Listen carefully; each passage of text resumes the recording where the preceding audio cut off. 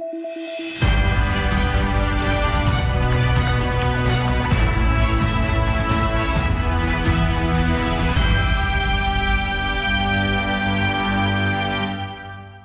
pemirsa Garuda TV, jumpa kembali bersama saya Dewi Sulistya dalam Lampung 8. Sejumlah informasi telah kami rangkai dan siap kami sajikan untuk Anda. Inilah Lampung 8 selengkapnya.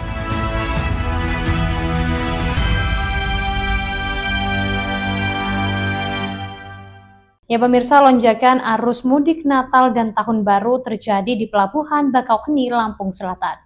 Kendaraan pribadi mendominasi penumpang kapal yang akan menyeberang menuju Pulau Jawa.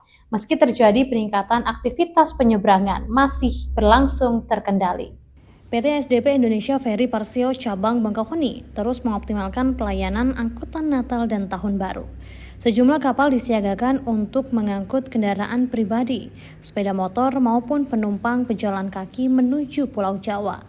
Sejak petang kemarin, arus kendaraan roda 4 pribadi terpantau paling dominan. Sejumlah yang lebih padat dibandingkan kendaraan barang dan sepeda motor. Petugas pelabuhan bersama stakeholder terkait sigap mengurai antrian di kantong parkir. Kendaraan pribadi menjadi prioritas masuk kapal guna menjaga kelancaran arus penyeberangan. Data SDP Bakauheni mencatat jumlah kendaraan pribadi mengalami kenaikan 11% dibanding hari sebelumnya. Sementara itu kendaraan roda 2 meningkat 10%. Meski demikian kondisi pelabuhan masih terkendali. Saprudin, pemudik asal Jambi, mengatakan perjalanan ke Bakauheni cenderung lancar, hanya sedikit terhambat karena kondisi jalan Trans Sumatera di beberapa titik bergelombang.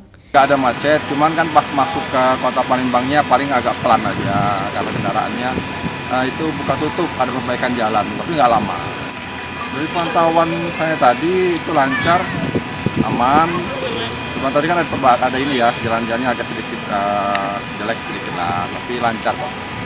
Badan Meteorologi, Kriminologi, dan Geofisika atau BMKG memperkirakan potensi cuaca buruk di perairan Selat Sunda selama 3 hari ke depan. Pihak pelabuhan dan seluruh stakeholder diminta terus melakukan koordinasi secara real-time demi keselamatan penumpang dan pelayaran. Dari Lampung Selatan, Tim Liputan Garuda TV, Heri Afriansyah melaporkan. Informasi lain pemirsa, Badan Meteorologi, Klimatologi, dan Geofisika Lampung meminta masyarakat pesisir meningkatkan kewaspadaan. Ketinggian gelombang di sejumlah perairan Lampung berpeluang mencapai 1,2 hingga 4 meter dalam beberapa hari ke depan. Masyarakat yang berprofesi sebagai nelayan dihimbau untuk tidak melaut. Badan Meteorologi, Kriminologi, dan Geofisika Lampung meminta masyarakat pesisir meningkatkan kewaspadaan. Ketinggian gelombang di sejumlah perairan Lampung berpeluang mencapai 1,25 hingga 4 meter dalam beberapa hari ke depan. Koordinator Bidang Data dan Informasi BMKG Lampung, Rudi Haryanto, mengatakan kondisi cuaca hingga awal Januari masih dipengaruhi pembentukan awan hujan dan embusan angin kencang. Situasi tersebut berdampak langsung pada keselamatan pelayaran dan aktivitas nelayan. BMKG Maritim Panjang mencatat gelombang 1,25 hingga 2 meter. Diperkirakan terjadi di perairan Teluk Lampung, bagian utara dan selatan.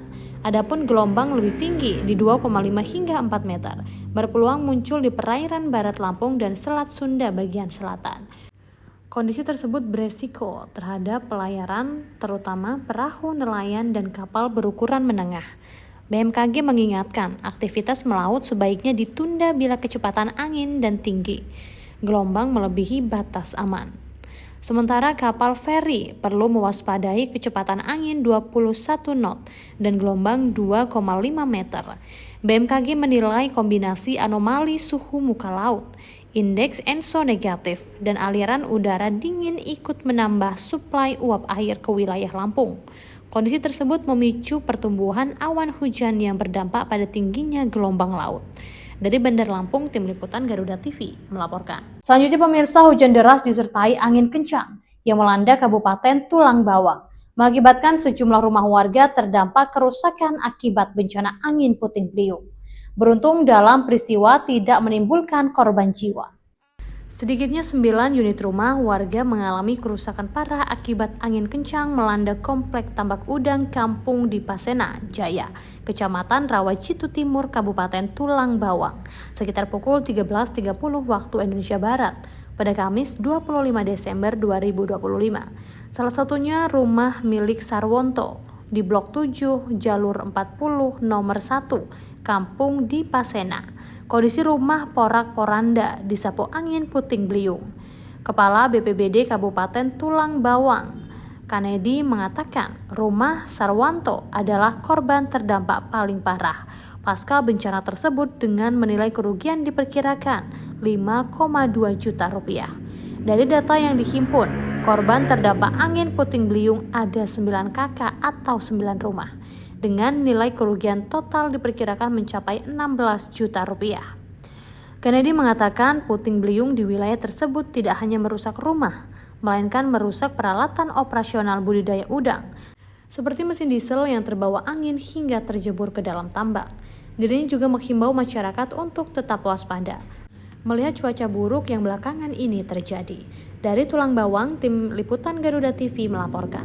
Selanjutnya pemirsa, Badan Penanggulangan Bencana Daerah Provinsi Lampung memastikan kondisi pasca banjir di Kecamatan Sribuwono, Kabupaten Lampung Timur telah kembali aman dan terkendali. Akibat peristiwa ini, setidaknya 20 rumah warga terdampak banjir. Badan Penanggulangan Bencana Daerah Provinsi Lampung memastikan kondisi pasca banjir di Kecamatan Sribuwono, Kabupaten Lampung Timur telah kembali aman dan terkendali. Akibat peristiwa ini, setidaknya 20 rumah warga terdampak banjir. Humas BPBD Provinsi Lampung, Wahyu Hidayat, mengatakan laporan akhir banjir yang terjadi pada Kamis 25 Desember 2025 pada pukul 18.49 waktu Indonesia Barat telah difinalkan. Berdasarkan laporan akhir banjir berdampak pada 2 desa, yakni Desa Bandar Agung dan Desa Sadar. Dirinya menjelaskan sebanyak 20 rumah tercatat terdampak akibat genangan air. Namun saat ini kondisi di lokasi telah kembali normal karena air sudah surut. Tidak ada korban jiwa, kerusakan maupun kerugian material lainnya. Awal mulanya itu jam 4, jam deres. Terus perkiraan 2 jaman lah. Air meluap dari gunung. Terus terjadi banjir itulah. Nah, itu daerah terparah di wilayah mana? Daerah terparah dari Bandar Agung, arah lapangan lah. Pasar Bandar Agung, lapangan. Air itu kabarnya sampai ke rumah-rumah. Ya, ke rumah juga. Banyak yang terendam rumah-rumahnya itu. Wahyu menambahkan BPBD tetap membuka kemungkinan pembaruan data apabila di kemudian hari terdapat perkembangan terbaru di lokasi kejadian. Dari Lampung Timur, Tim Liputan Garuda TV melaporkan.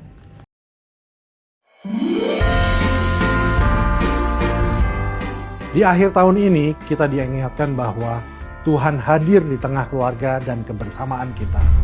Dari kasih yang menyatukan, lahir kekuatan untuk melangkah bersama, saling menguatkan dan menjaga satu sama lain.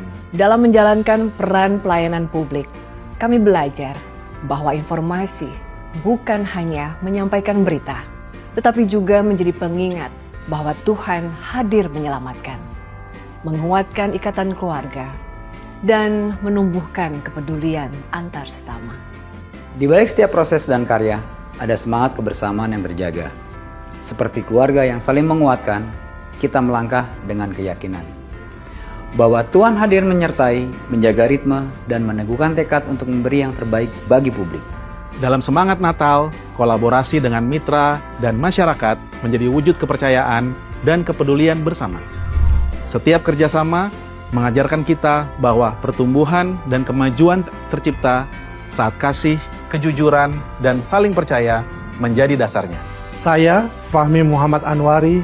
Saya, Untung Pranoto. Saya, Mulyandi Nasution. Saya, Eli Husin. Mengucapkan selamat merayakan Hari Natal dan Tahun Baru 2026.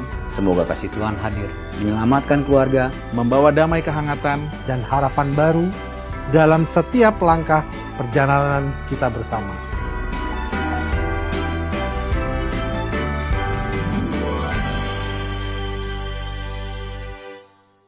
Selanjutnya pemirsa, meski sudah memasuki periode libur Natal 2025 dan Tahun Baru 2026, tingkat kunjungan wisatawan di tempat wisata yang ada di Kota Bandar Lampung mengalami penurunan dari tahun 2024 lalu.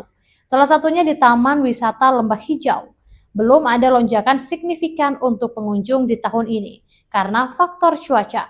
Pengelola wisata akan menyiapkan promo untuk memikat pengunjung.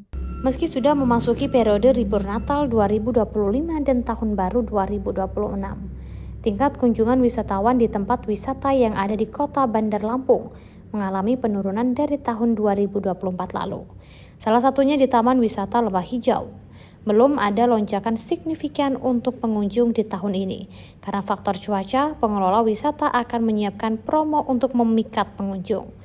Manajer marketing Taman Wisata Lembah Hijau, Yudi Indra Irawan, mengaku bahwa angka kunjungan saat ini masih berada di bawah capaian periode Nataru tahun lalu. Kondisi ini dipicu oleh beberapa faktor seperti libur akhir tahun yang masih berlangsung hingga faktor cuaca yang sering diguyur hujan. Yudi mengatakan puncak kunjungan wisata Lembah Hijau sendiri diprediksi pada 1 Januari 2026 mendatang.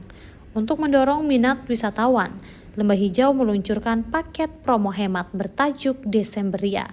Promo ini menawarkan harga khusus untuk tiket terusan, yakni Taman Satwa dan Waterboom, yang berlaku mulai 24 Desember 2025 hingga 4 Januari 2026. Dari Bandar Lampung, Tim Liputan Garuda TV melaporkan.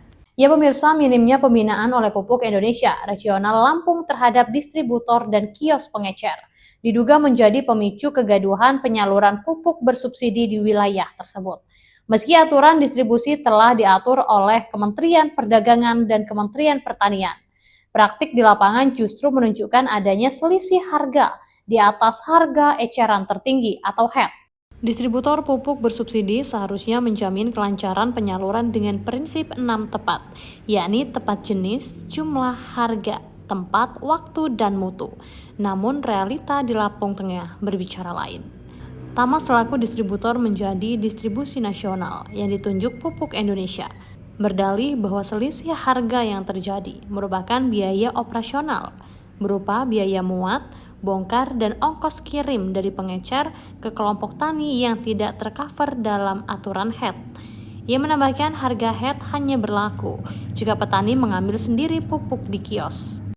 Terkait dugaan penjualan di atas HET, Tama mengklaim telah dilakukan musyawarah kesepakatan harga operasional pengiriman dan menyatakan telah berdamai pada Senin 22 Desember lalu. Meski demikian, warga dan petani sempat tetap mendesak pihak kepolisian untuk melakukan investigasi mendalam. Ya mengetahui, memang kan gini Pak, kalau biasanya gini, memang itu kesalahannya itu kan kalau dari laporan yang saya baca itu kan ada kelompok yang nggak sepakat dan kelompok yang terpaksa kan.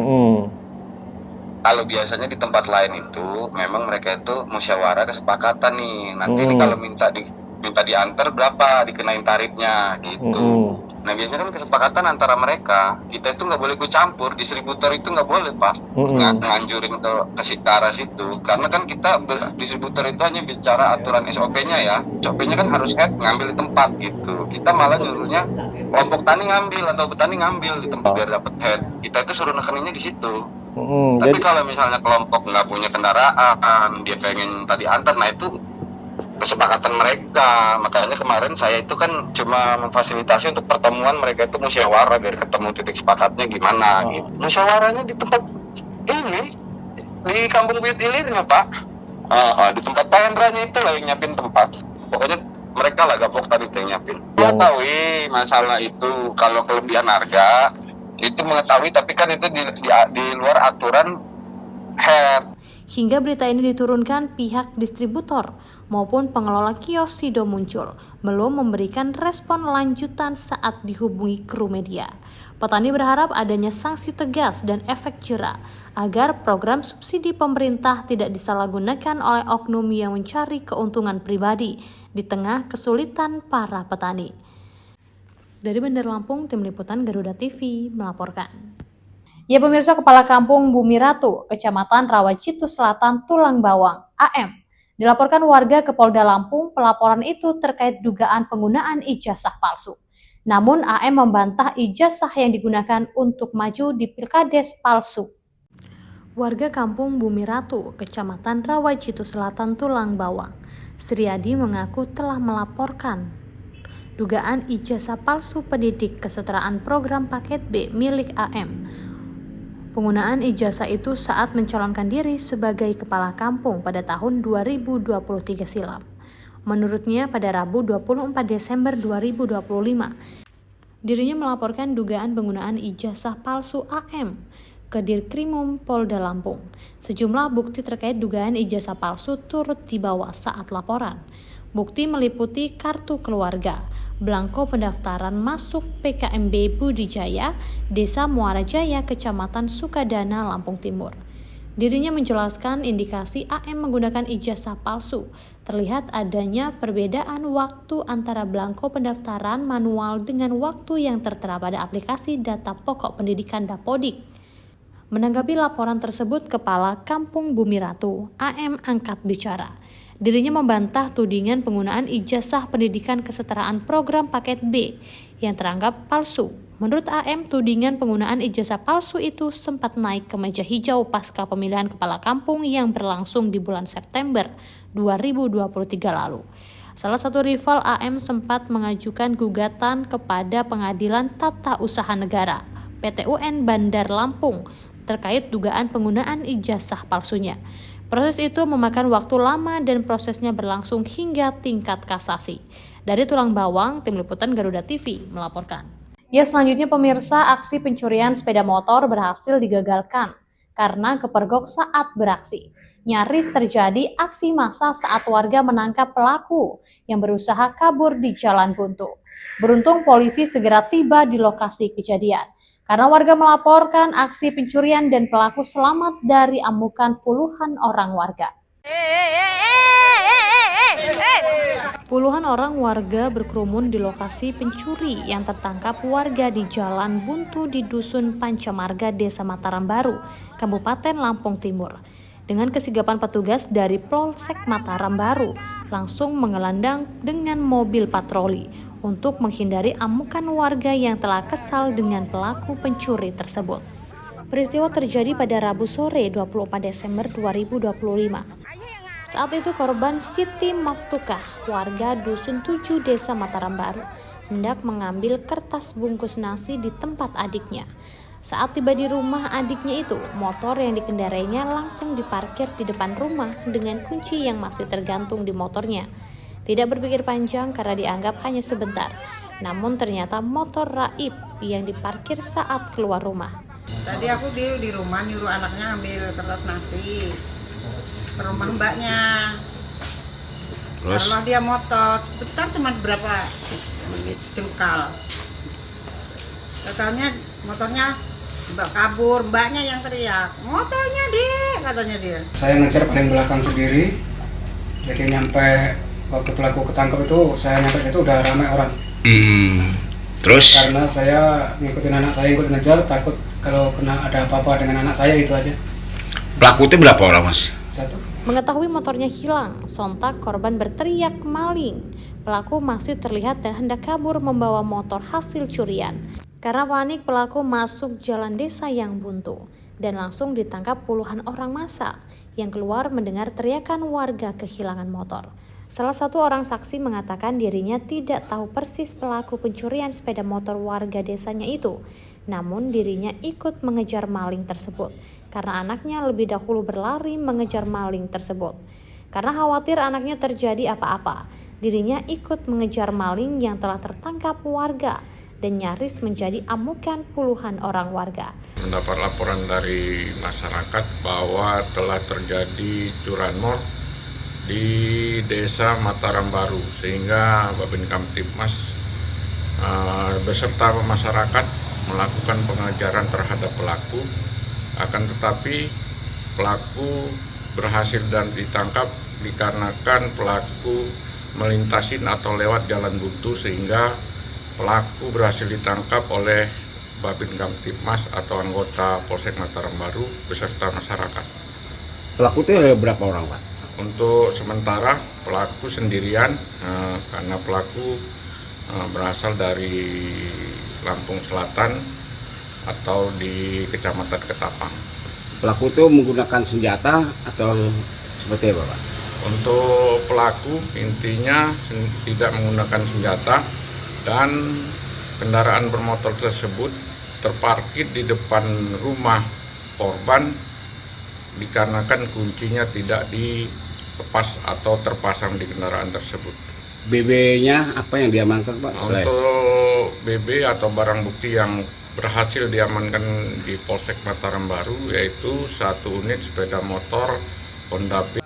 Dari penangkapan pelaku pencurian itu, diketahui pelaku bernama Ketut Rane, berusia 45 tahun, warga desa Sumbernadi, Kecamatan Ketapang, Kabupaten Lampung Selatan. Pelaku melakukan aksi pencurian motor ini seorang diri yang berdalih hanya ingin mengambil untuk dibawa pulang. Catatan pelaku residivis atau pernah dipenjara dalam kasus perkelahian hingga korban luka parah yang dihukum penjara selama 1,5 tahun.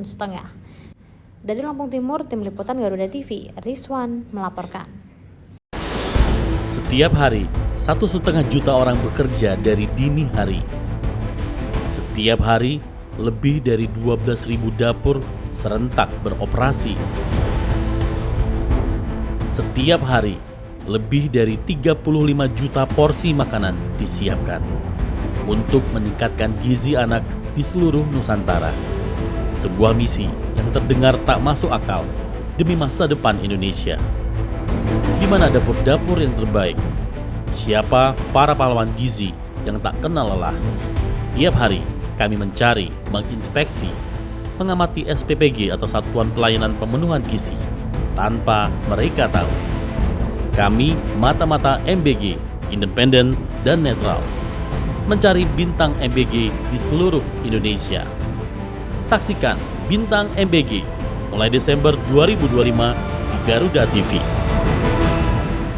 Ya pemirsa, Satuan Reses Kriminal Polresta Bandar Lampung mengambil tindakan tegas terukur dengan menembak mati seorang pelaku pencurian dengan kekerasan begal yang kerap meresahkan masyarakat. Pelaku terpaksa dilumpuhkan karena melawan petugas menggunakan senjata api saat akan ditangkap. Insiden baku tembak terjadi di sebuah area perkebunan pada Kamis 25 Desember 2025 dini hari. Pelaku yang tewas diketahui berinisial JP, warga Kabupaten Lampung Timur.